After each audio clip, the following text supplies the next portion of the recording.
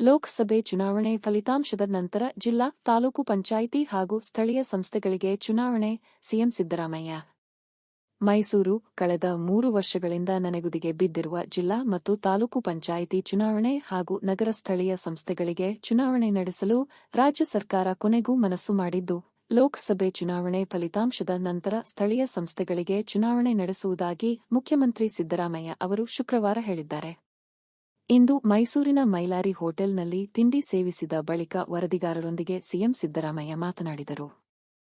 ಈ ವೇಳೆ ರಾಜ್ಯ ಸರ್ಕಾರ ಸ್ಥಳೀಯ ಸಂಸ್ಥೆಗಳಿಗೆ ಚುನಾವಣೆ ನಡೆಸದಿದ್ದರೆ ಹೈಕೋರ್ಟ್ ಮೊರೆ ಹೋಗುವುದಾಗಿ ಚುನಾವಣಾ ಆಯೋಗ ಹೇಳಿರುವುದಕ್ಕೆ ಪ್ರತಿಕ್ರಿಯಿಸಿದ ಸಿಎಂ ಸಿದ್ದರಾಮಯ್ಯ, ಲೋಕಸಭಾ ಚುನಾವಣೆಯ ಫಲಿತಾಂಶ ಪ್ರಕಟವಾದ ನಂತರ ತಾಲೂಕು ಮತ್ತು ಜಿಲ್ಲಾ ಪಂಚಾಯತ್ಗಳಿಗೆ ಚುನಾವಣೆ ನಡೆಸಲಾಗುವುದು ಮತ್ತು ಡಿಲಿಮಿಟೇಷನ್ ಪ್ರಕ್ರಿಯೆ ಮುಗಿದ ಬಳಿಕ ಬೃಹತ್ ಬೆಂಗಳೂರು ಮಹಾನಗರ ಪಾಲಿಕೆಗೂ ಚುನಾವಣೆ ನಡೆಸಲಾಗುವುದು ಎಂದು ಹೇಳಿದರು.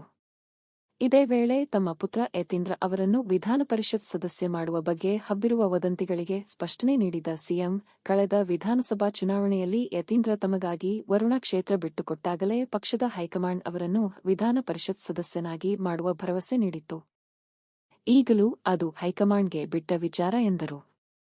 ಮೀಸಲು ವಿಚಾರ ಮತ್ತಿತರ ಕಾನೂನಾತ್ಮಕ ಹಾಗೂ ತಾಂತ್ರಿಕ ನೆಪವೊಡ್ಡಿ ಕಳೆದ 3 ವರ್ಷಗಳಿಂದ ಸ್ಥಳೀಯ ಸಂಸ್ಥೆಗಳ ಚುನಾವಣೆ ಮುಂದೂಡುತ್ತಾ ಬರಲಾಗಿತ್ತು.